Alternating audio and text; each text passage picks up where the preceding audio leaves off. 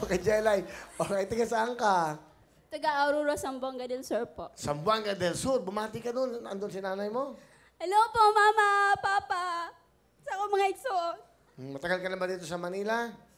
4 months po. Anong ginagawa mo dito? Nagtatrabaho po sa isang kumpanya sa Santa Cruz, Manila bilang sales administrator.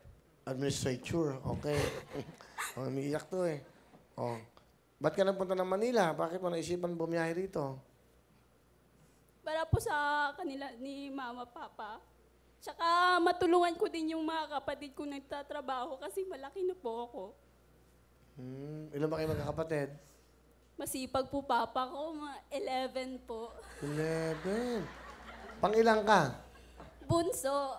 Bunso ka. Opo. Ano ba trabaho ng tatay mo?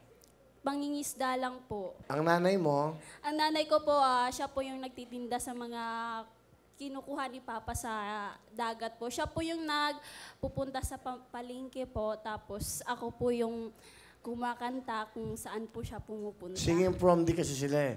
Sos, ano mga kinakanta mo sa inyo? Ano, kunyari? Doon po ako sa amin, kumakanta po ako sa simbahan, sa kasal, sa patay, sa binyag, sa mga contest din po. Sino kasama mo? Pinapakilala ko po sa inyo yung pinakamahiyain at pinakamaganda kong kapatid, si Ate Inday. Hello, Ate Inday. Mayang hapon po, Kuya Will. Mayang hapon. Kamusta, Ate Inday? Mabuti po. Ano gusto mo sabihin kay Jelly Abi, sana ipagpatuloy mo yung tulong namin. Saka yung... Kaya mo yan, te. Ilang mama, kasi mahirap lang tayo. Si mama mo, sila mama, si papa, i-priority mo sila kasi ako sila, priority ko sila sa ating pamilya. Sana yan din ang isipin mo. Bata ka pa, sana hindi ka muna mag-asawa.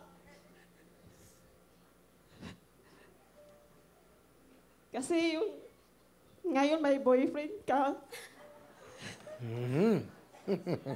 Sana huwag mo yung masyadong, ibigay lahat.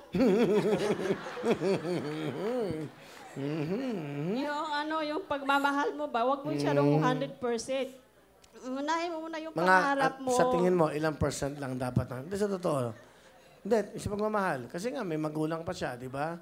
Na dapat supportan. Kalahati lang po, Will. Kalahati lang. So, kalahati lang, ha? Alam mo kung saan. Kasi bata pa siya, Will. Tuparin mo na yung pangarap niya. Ilan ba taong ka na? 20 po. Bata pa siya, Kuya Will. Marami pa siya. Ilan taong ka ba nag-boyfriend? Ako, 25 na. Kasi maaga ako nagtrabaho. Tama si ate mo. So, ano pa gusto mong dagdag? Kaya, yan. Sana, makinig ka din sa amin. Kaya, nandito lang kami, suporta sa'yo. Mahal ka namin.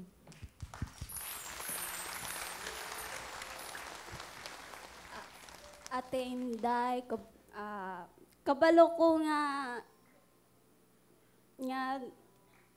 kabalo ko nga basahin magselos mo kay tungod dahil yung boyfriend ko lang palagi yung nalalabas sa bibig ko. Pero alam niyo, mahal na mahal ko kayo. Hindi po yan mawawala kahit may boyfriend ako. Kasi alam po naming dalawa kung saan yung anong gusto namin.